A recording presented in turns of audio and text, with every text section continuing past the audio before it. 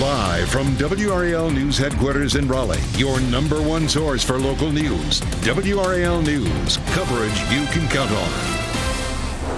Great skies here in Southern Pines. This is a live look at what's happening. Some folks out there enjoying the weather. Folks may be outside even more in the next several days as our temperatures will climb above records.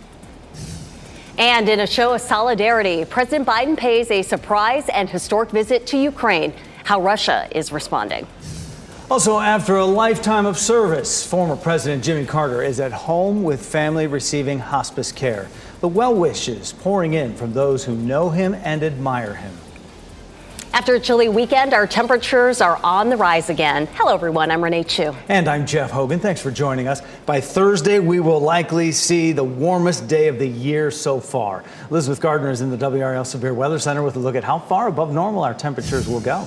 You know, it's cloudy out across our viewing area right now. This is a live look at Chapel Hill, and you can see the gray skies. But it's not all about the sunshine. It's mostly about the wind direction. Our wind is coming up out of the south right now, and that's warming up our temperatures. 58 is actually pretty close to our normal high right now, but we're going to go right on past that this afternoon and climb up into the mid-60s. And then from there, we'll continue to warm things up as our southerly flow continues. Look at this, down to the south, 65 now in Fayetteville and in Clinton. It's 59 in Rocky Mount and 55 in Roxborough. So we're going to see plenty of warmth that streams up through our area over the next several days. It really kicks in by the time we get to Wednesday and Thursday. Both days will likely either tie or break the record. On Thursday, we could be seeing temperatures way above normal and even above the record. 57 is our normal high, so we're above that today by almost 10 degrees. Mid-70s on Tuesday. We'll probably tie the record Wednesday and easily break the record on Thursday. Again, all because of our southerly flow. We'll talk about when we could see a few sprinkles involved as well coming up. Elizabeth, thanks. President Biden made a surprise visit to Ukraine as Russia's war against the country approaches the one-year mark. NBC's Bree Jackson shares Biden's message of support for the Ukrainian people. President Biden making a surprise trip to Ukraine and meeting with Ukrainian President Zelensky in Kyiv as Russia's war against the country nears the one-year mark. 1 year later, Kyiv stands, and Ukraine stands. Democracy stands. The Americans stand with you. The unprecedented visit was months in the making, with details kept very secure and air raid sirens sounding during the president's stay. The president stopping at the Wall of Remembrance to lay a wreath. Mr. Biden noting how much Ukraine has lost in the war and announcing more aid is on the way. And air defense systems. All defend Ukraine, and that doesn't count the other $500 million we're announcing with you today and tomorrow. As the violence rages on, White House officials say they've determined Russia has committed war crimes. We believe that this is a systematic, deliberate effort by the Kremlin. The U.S. also warns that China may be considering providing lethal aid to Russia. We make clear to the Chinese that there will be consequences should they make that unfortunate decision. The Biden administration sending a strong message to other countries. Remind us that freedom is priceless. It's worth fighting for as long as it takes. And that's how long we're going to be with you, Mr. President, for as long as it takes. And pledging unwavering support for Ukraine. In Washington, Bree Jackson, NBC News. And after their joint news conference, Presidents Biden and Zelensky walked toward St. Michael's Square, where Zelensky showed Biden a special award. Biden's name is inscribed on a plaque in the Alley of Courage that's located in the Constitution Square of Kyiv. The area will include more names of political figures and officials of the partner nations who've supported Ukraine since the Russian invasion. And happening right now in the WRAL Live Center, President Joe Biden's surprise visit to Ukraine is sparking some anger and embarrassment among many in Russia. Now, we should tell you that the Kremlin has not yet publicly commented on Biden's visit, but the former Russian president did dismiss the trip, accusing the U.S. of warmongering support for Ukraine. Others calling the visit of a U.S. president another symbol of a faltering campaign. Now, Russian President Vladimir Putin is expected to speak in a conference later today in a national address. Putin is expected to tout the supposed achievements of what he calls a special military operation. He's also expected to launch a renewed offensive in Ukraine in the coming weeks. Back here at home right now, one of the main streets in Cary is shut down while crews move a historic home to its new location right down the block. The move makes way for a new development downtown. WRAL's Matt Tallhelm is live along Academy Street to show us the progress this house is making, inching right along, Matt. It is, Jeff, inch by inch, literally here. We are right in front of the Maton Hotel here, if you're familiar with downtown Cary. And right behind me, you can see that house up there on it's a riser as they slowly move. This is the Ivy Ellington house. What they do is they put down some boards and then inch by inch move it on those boards to its new location here where the old library site was, if you are familiar with that. Now, there's been a crowd that's come out here throughout the morning to watch this, and some of them are even set up here on the porch of the Cotton House Brewery. They've got their chairs out, their rocking chairs out watching this because this process is taking so long. This all started around 8:30 this morning. The house itself started about a block up Academy Street. The moving crew will control it with a handheld remote. It's kind of like a video game controller. They slowly rolled the house down the street. They even had to bend back some tree branches in the path. This is a Gothic Revival cottage. It dates back to the 1870s and is one of the oldest homes left standing in Cary. It is moving from Chatham Street, where developers are planning an office building and apartment complex. It seemed like you have to be down here to see the historical house get moved, and it's a once-in-a-lifetime opportunity to see this. Ivy Ellington has, significant value to Cary, and in its prior location, it was set back from the road. You couldn't see it very well. Academy Street has very graceful setbacks, and so it's going to be very much more appropriately located.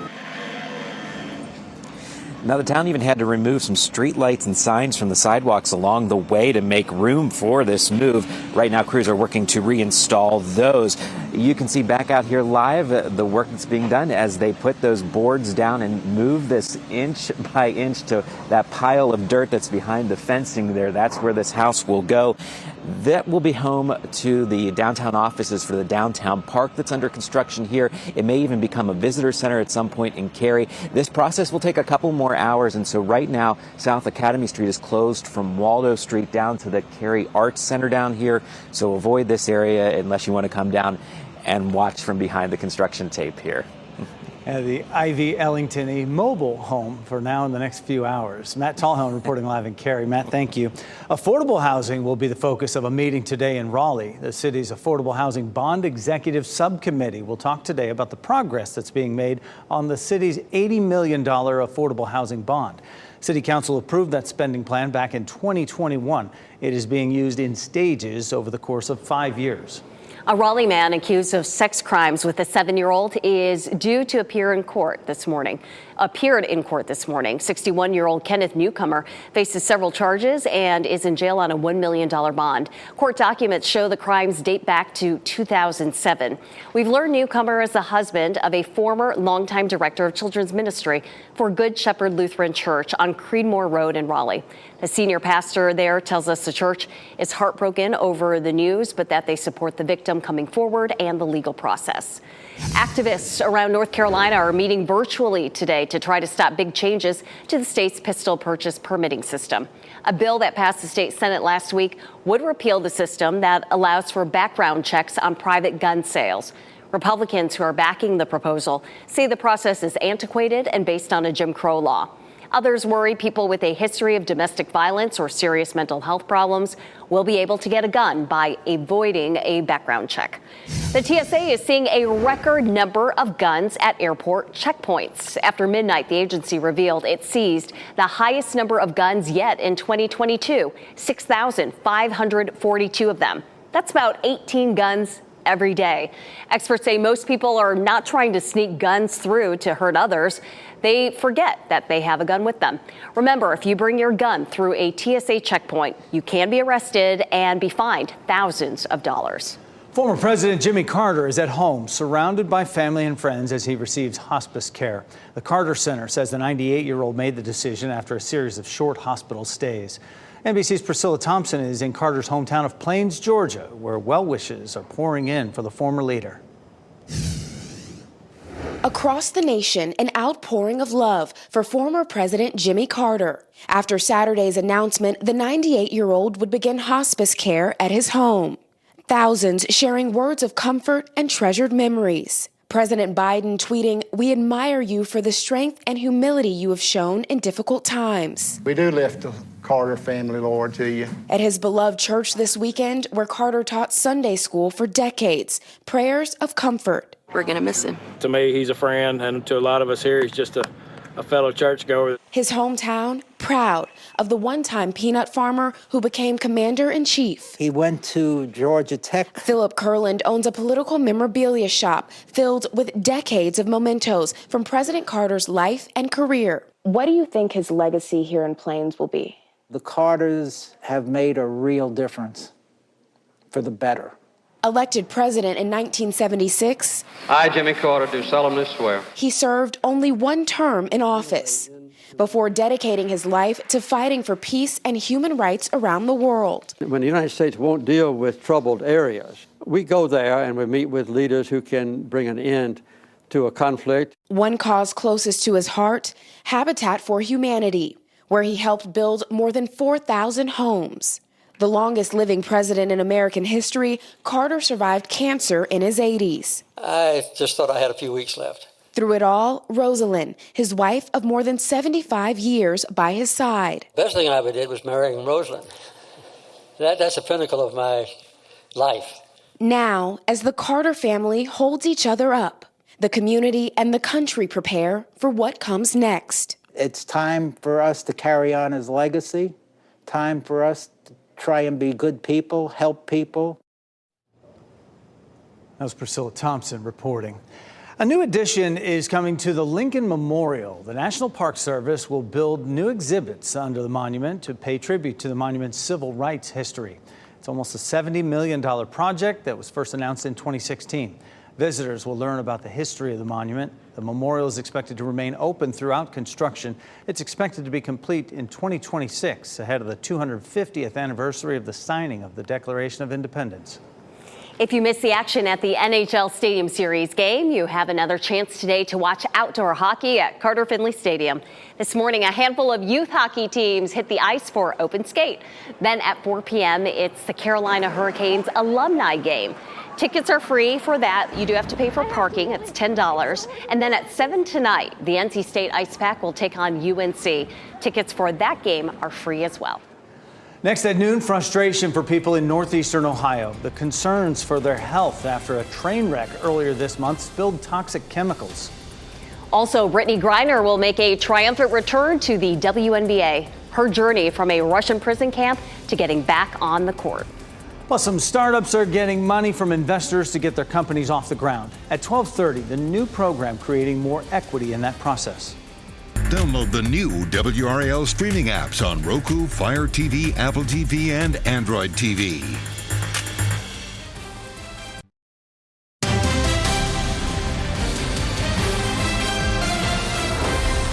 In Ohio, frustrations are mounting after a train carrying hazardous chemicals derailed earlier this month. Many question the impact the crash could have on their health. The CEO of the train company visited the town, but some residents say they are less than satisfied with what they heard. George Solis has their story.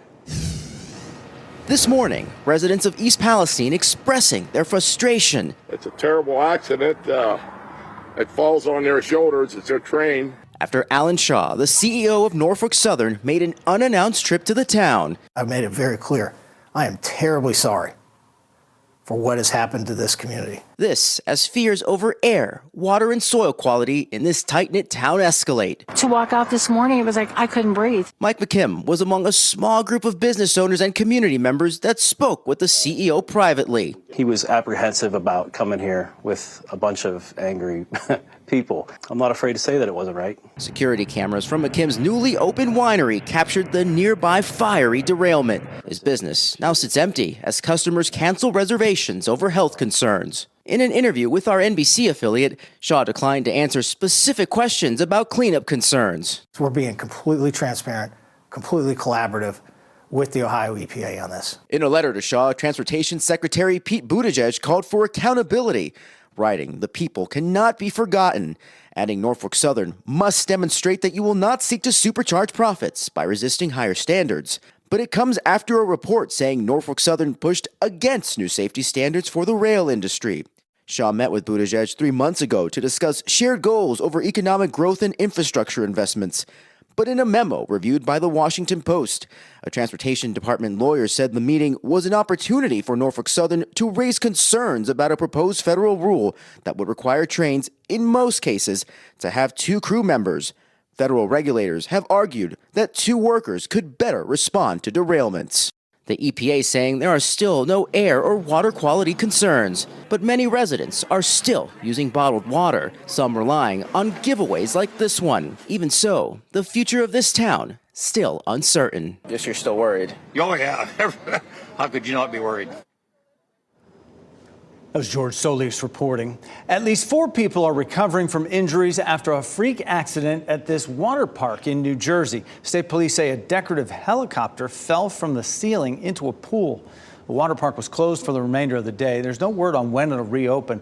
The American Dream Mall released a statement saying safety is their top priority and they're investigating to make sure the water park meets safety regulations.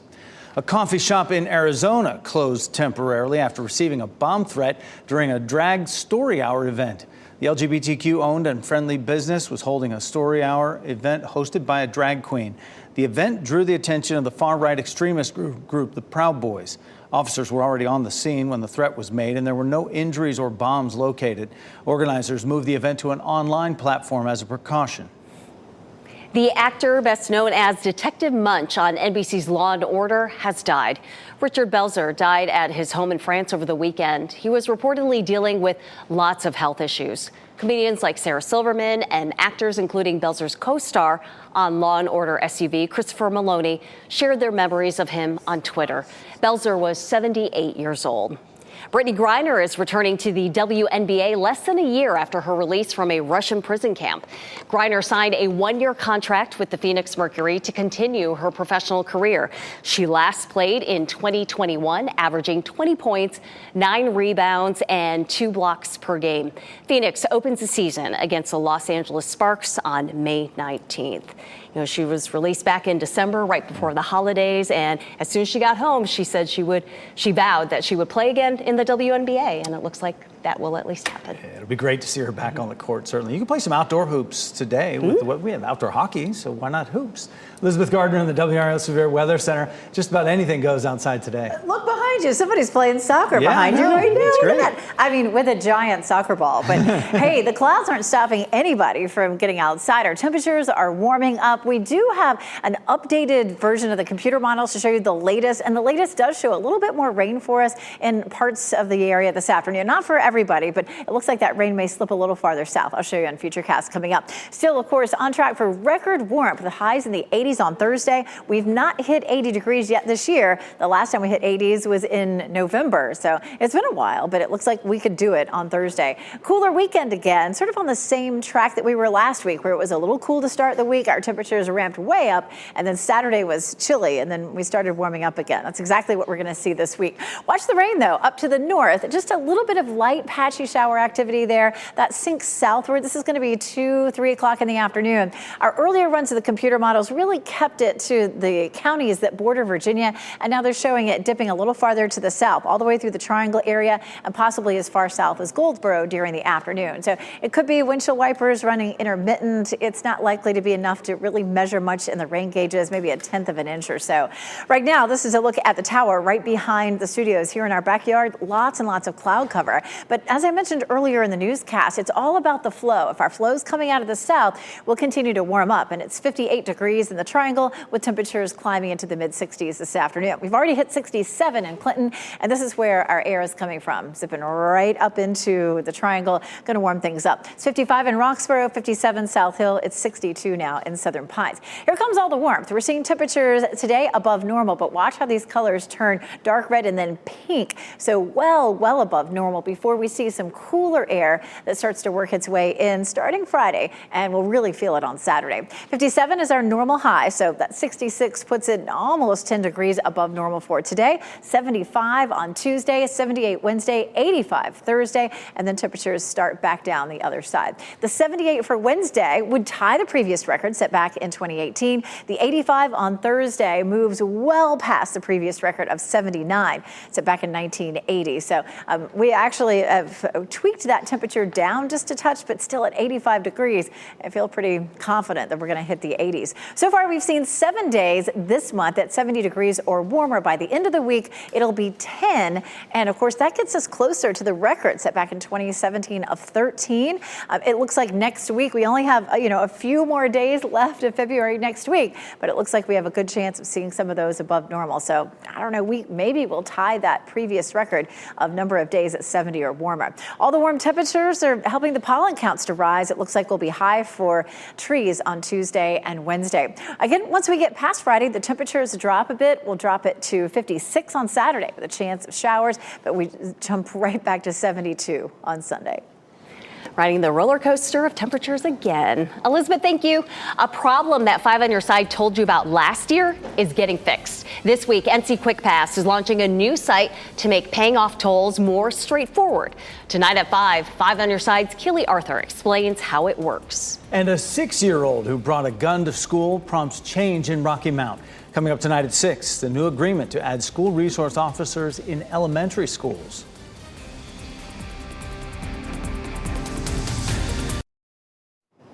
You can find a great deal on TVs, appliances, and more this President's Day. And later this week, we expect new figures on consumer spending.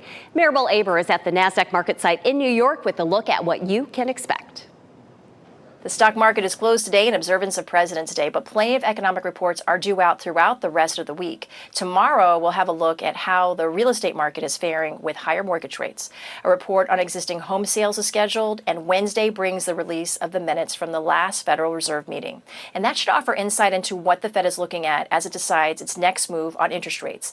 The economy will be front and center on Thursday with the report on fourth quarter GDP. It will provide a glimpse of what shape the U.S. economy was in at the end of the year. And Friday is a busy day of economic reports. The latest on personal income and consumer spending are due out. And another look at inflation along with the latest figures on new home sales are expected. As for stocks, after a fast start to the year, the major indices have been losing ground recently. But even despite that, the rebound in tech shares has been sharp this year, with NASDAQ still up more than 10%. And of course, President's Day means sales for many retailers. Deal News says look for specials on everything from electronics to clothing and furniture to large appliances.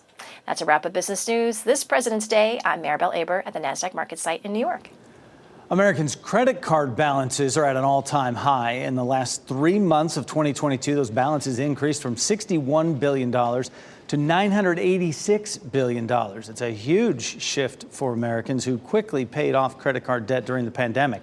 Inflation can be blamed for this reversal, as high prices have led Americans to spend more money. The number of people making payments more than 30 or more days late also increased. Disney character figurines are being recalled due to a choking hazard. The Consumer Product Safety Commission says the legs or arms on the My First Mickey Mouse, Minnie Mouse, Buzz Lightyear, and Stitch figurines can come apart. If that happens, it could create a choking hazard if swallowed by children. More than 16,000 of the toys were sold in the U.S. No injuries have been reported, but the company has said it's received 10 reports of pieces detaching. An outbreak of COVID among bus drivers stalls nearly 24 buses in Orange County. How school officials are addressing the issue and what parents can do to make sure their kids have a ride to school. Plus, you can't wait until life isn't hard anymore before you decide to be happy. Coming up, America's Got Talent All-Stars begins tonight. But first, we'll share plans to honor one of the show's most inspirational performers. And here are the winning lottery numbers on your screen right now.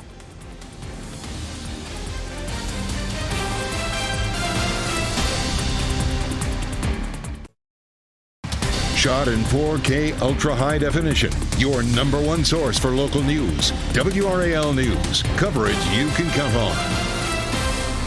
Getting to school got a lot harder than usual for families in Chapel Hill today. More than half of the school transportation staff is out of work for days after a COVID outbreak. WRAL's Laura Levine is in Chapel Hill to tell us about the bus routes that are canceled. We're here at Smith Middle School, just one of many schools in the district impacted by the driver shortage today. You can see how long the carpool line is as parents drop off their kids, stretching all the way down the road, taking about 7 to 10 minutes to get through. Chapel Hill Carborough City Schools has more than half of its bus drivers out of work for the next 3 days. District leaders say 25 out of 42 drivers have either tested positive for COVID-19 or are feeling sick. The following 21 bus runs will be uncovered today, tomorrow, and Wednesday mornings. Parents are asked to make travel arrangements or to give the transportation office a call to arrange a bus ride. The plan is to first cover all elementary schools and then move to middle and high schools. This means middle and high school students may be delayed. The school system is reaching out to staff members who may have CDLs as well as neighboring school systems and Chapel Hill Transit for support throughout the week. Laura Levine, WRAL News, Chapel Hill. Starting today, you'll notice weapons detection systems at the entrances to Duke hospitals. Officials say they're designed to detect guns, knives, and other weapons. Those who don't surrender their weapons won't be allowed inside. Duke Health says they want their staff to feel safe. In a nationwide survey last year, nearly half of nurses reported an increase in workplace violence. Small businesses in Raleigh can apply for their share of more than $3 million in grant funding starting today. The application program for the second round of Oak City Biz Labs funding runs from today through March 12th. Eligible small businesses can get up to $30,000 in funds for assistance. That includes collateral enhancements, debt repayments, and equipment purchases. A lot of startup companies try to get funding from individual investors, so-called angel investors, at the early stage of their business. CNBC's Sharon Epperson takes a look at a program designed to create more equity and opportunity for individual investors. As a young physician, Dr. Elizabeth Claiborne saw a need for a better way to stop a common condition she saw in the ER. What this does as a doc is it empowers anyone anywhere to stop nosebleed fast. She invented this Band-Aid-like device for your nose called NasoClip and launched the business in 2020. Getting funding for her startup has been a challenge. The year George Floyd was murdered in 2020, Black founders got a record 16% of angel investments, up from 0.5% in 2019. But in 2021, that figure fell to just 2%. Black companies are just not getting the funding. And especially when you look at Black women, that's even less. Jill Johnson runs a nonprofit that introduces Black entrepreneurs to angel investors, helping them obtain critical funding, connections, and knowledge. Capital in the United States of America is so plentiful. We have capital chasing some crazy deals, right? It's so plentiful, yet we have certain groups that have been historically excluded from this access, and we need to change that. To be an angel investor, you must be an accredited investor with an income over $200,000 if single, $300,000 with a spouse, or a net worth over $1 million, excluding your primary residence. These investments are high risk. More than 2/3 of startups never deliver a positive return to investors. I absolutely do expect an economic return. I believe in these companies. Angel investor Gina Nesbeth initially put money into NasoClip after hearing Dr. Claiborne's pitch, and later invested more. In the past 2 years, she's invested in several startups. I believe the companies themselves are going to grow, and I believe they're going to hire people of color. And that's putting capital in the hands of people of color. That, to me, is addressing the racial wealth gap. Through angel investments, Dr. Claiborne has raised over $1 million for her startup so far and plans to have NasoClip on the market in April. More than 64 million women in America are going through menopause or are post-menopause. Previously, treatment often included hormone therapy, but that changed after cardiovascular risks were reported. The American College of Cardiology's Cardiovascular Disease in Women Committee found hormone therapy can still be used, but with specific guidance. It's important if you're gonna start hormone therapy to talk to your doctor. It's important to go through your risk, and for women with heart disease, it's really critical to have a frank discussion with your physician about the risks and benefits of starting hormone therapy. Doctors say that many times women will suffer in silence, and they shouldn't have to. They deserve a better quality of life. Hopefully, these changes and guidance for hormone therapy can help with that. 2 more government agencies are investigating Abbott Laboratories over the baby formula debacle. The Justice Department and FDA have also launched investigations. And now the Securities and Exchange Commission is demanding information regarding Abbott's business and related public disclosures. The Federal Trade Commission is looking into companies who bid for formula supply federal program contracts. All of this comes after the business production plant shut down, triggering a nationwide formula shortage. A singer's story and original song on America's Got Talent touched so many people. How the legacy of Nightbird lives on 1 year after her death from cancer. And a Wisconsin high school now offers an AP African American Studies course. Why educators say the content is important and beneficial when such a class elicits strong feelings and controversy nationwide. If you see news happening or you'd like to share a story idea with us, click Report It in the WRAL News app.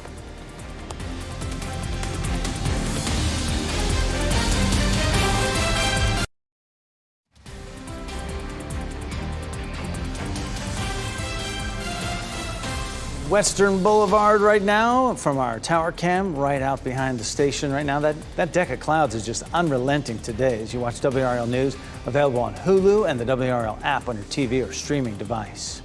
Beloit Memorial High School will make history as the first school in Rock County, Wisconsin to introduce an AP African American Studies program. Destin Howard spoke with a teacher and a student as to why this advanced learning opportunity is a win for all students. I feel like it's good for us to step out the box and learn about all of our history, not just some of it. Beloit Memorial High School will be offering an AP African Studies course this fall, making history as the first to do so in Rock County. Senior Chris Woods is happy to see his school making this change. I actually do wish I got more of this type of education just because the MLK, Black History, that's good to learn, you know what I'm saying, but it gets repetitive, you know. The course explores African civilizations, the African diaspora, the civil rights movement, arts, and culture. Why do you think it's important that, Black and brown kids are getting exposed to, this type of education that they may not have been getting before? If it were up to me, they'd be getting it from kindergarten on because multicultural education is important for all students. And I think for any student to be able to see themselves in the curriculum, you have an opportunity for them to really, buy into the education. The course is open to 10th through 12th graders. There will be multiple classes making room for any student who wants to join. And I feel like it's a good opportunity for the students to learn about it, you know what I'm saying, and take it in because not every school, not every course goes through all of that. They just tell you the basics. We believe in inclusivity. We believe in everybody. And when I say multiculturalism or multicultural education is for everybody, I mean that. This AP African American Studies is not only for African American students, it's for everybody. That was Destin Howard reporting. In 1994, Florida became the first state to pass a law mandating the teaching of African American history in schools. And now with Republican Governor Ron DeSantis at the helm, the state has been at the forefront of efforts to restrict lessons about race and racism in classrooms. Governor Cooper will honor Black History Month today at the Executive Mansion. He'll honor the state's black judges and lawyers at an event this afternoon that's scheduled to happen at 4 today. Leaving nothing behind, going 100% for it. And some of the nation's top talent face off against the top acts in the world for a shot at AGT fame. A preview of tonight's finale ahead. And it's called Broadway in the South for a reason. The great shows coming to DPAC that you won't want to miss.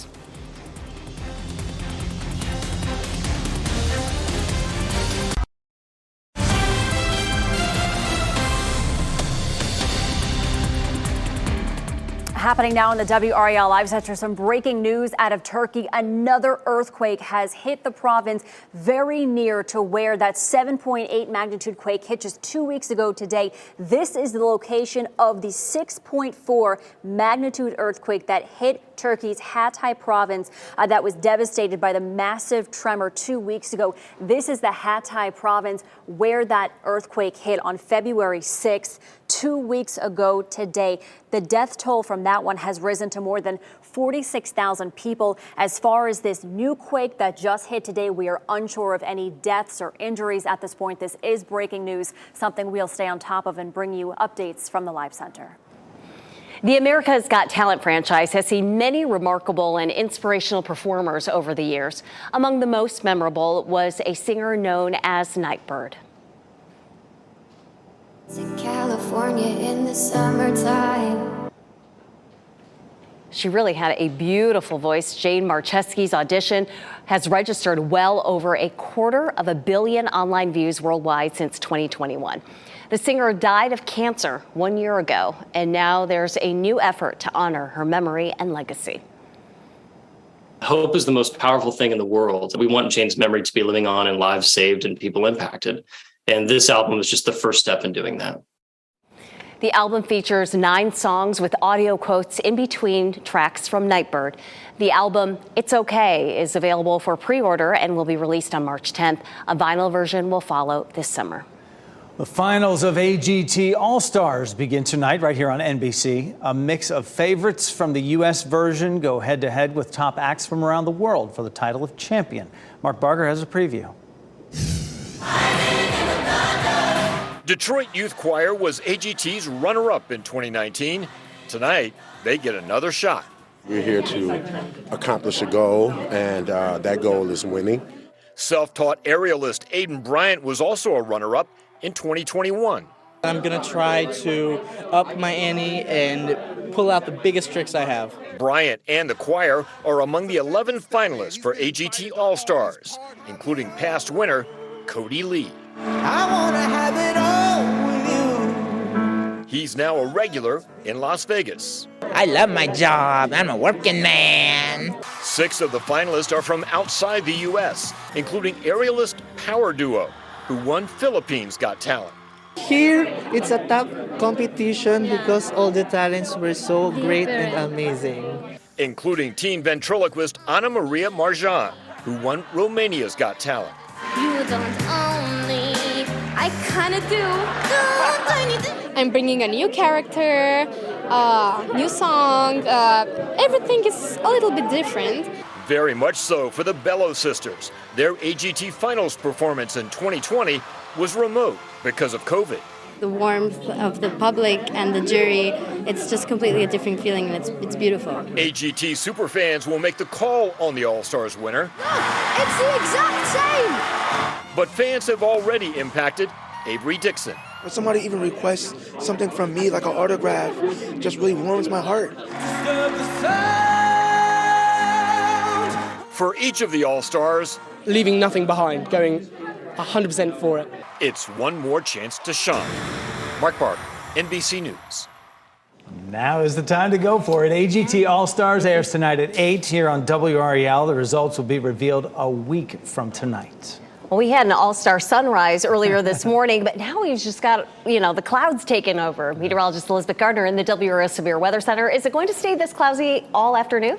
It is, and as a matter of fact, the new runs of the computer models are showing a little bit more rain than they were showing earlier this morning. So we're looking out for that. Goldsboro, Durham, Apex, Chapel Hill, all showing cloud cover out there right now. And especially in Chapel Hill, you can see this courtesy of Top of the Hill Restaurant. Definitely seeing a few showers out there currently. We take a look at this disturbance that's swinging by. We have a little bit of rain that's showing up right now up into Virginia, and we do have some showers that have been developing all morning long over parts of Kentucky and Tennessee. That's mostly sliding into Virginia, but again, the newest runs of the computer models want to slip that a little bit closer to the viewing area as we get through the next little bit. It's maybe a little bit ahead of the game right now. Most of it, again, is up into Virginia, but is likely to slide down across at least the central to northern part of the viewing area during the afternoon. There's 3 o'clock, and And from the Triangle area to Goldsboro, through Chatham County and northward, we can see just a little bit of light patchy rain. I think what it will total in the rain gauges is probably 1/10 of an inch or less. It's going to be really light as it comes through, but we could be dealing with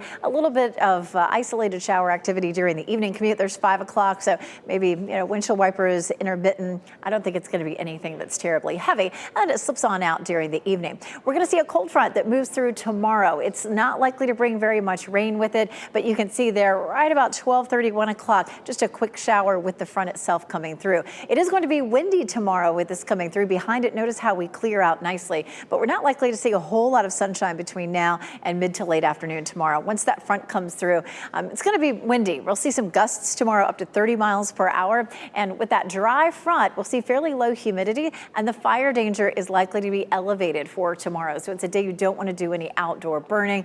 I think the day after you'll probably be just fine, and even this afternoon, it's a little more moist out there. Let's jump ahead and talk about Friday. Friday looks dry for us. Once we get past tomorrow, the rest of the week does. But Saturday, we see our next system moving in. That starts to bring us some rain by lunchtime into the afternoon. And we may be tweaking that timeline a little bit, but something to think about as you're planning your weekend. Of course, we're looking at a mild afternoon, 66 degrees, mostly cloudy skies, and from the Triangle area northward this afternoon between, say, 3 and 5 o'clock, a few isolated, just light showers. Looking at increasing sunshine during the afternoon. Tuesday, close to a record Wednesday, well above records on Thursday, and then some showers in the afternoon Saturday. And it'll be chilly then with a high of 56, but as soon as that system moves out, our wind shifts again to southwesterly and bumps us right back up to 72. One interesting February it's been weather-wise. Elizabeth, thank you. The DPAC is gearing up for another great season. We'll share a few of the shows headed to town soon.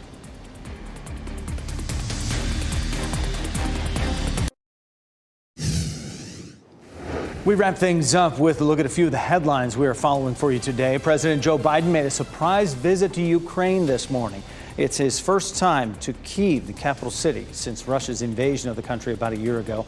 Biden says his trip was to reaffirm the United States' unwavering support for Ukraine. The president declared Putin's war of conquest is failing. Activists around North Carolina are meeting virtually today to try to stop big changes to the state's pistol purchase permitting system. A bill that passed the state Senate last week will repeal the system that allows for background checks on private gun sales. Republicans backing the proposal say the process is antiquated and based on a Jim Crow law. Democrats worry that it will allow people with a history of domestic violence to get a gun. Right now, one of the main streets in Cary is shut down while crews move a historic home to its new location down the block. The Ivy Ellington House's new home will be the site of the old library, making way for a new development downtown. The town expects a section of Academy Street to remain closed at least until 4 o'clock today. Big shows will hit the stage at the Durham Performing Arts Center for the 2023-24 season. The DPAC announced the lineup for its new season. The Lion King, Mamma Mia, and Funny Girl are among the shows set to hit the stage. The season begins in October and it will run through summer of next year. Season seat packages are now on sale. Tickets for individual shows in the series go on sale later this year. Our pet of the day comes to us from ARF. Bo is a 4.5-year-old mountain cur. He's intelligent, loving, and protective. Bo is pretty reserved when you first meet him, but once he feels comfortable, he is a total love bug. He's active and will need a fenced-in yard, so keep that in mind. He seems to get along well with other dogs, but is not a fan of cats. If you're interested in Bo and you want to meet him, please contact ARF. Has China surpassed United States research? That's what President Joe Biden said during a speech. Today on WRAL News at 4, we are fact-checking the president with PolitiFact. NBC News Daily is next on WRAL, your next local news update in 30 minutes. You can get breaking news updates anytime with our WRAL News app. Don't let the clouds stop you out there. It's still quite warm. Have a great day.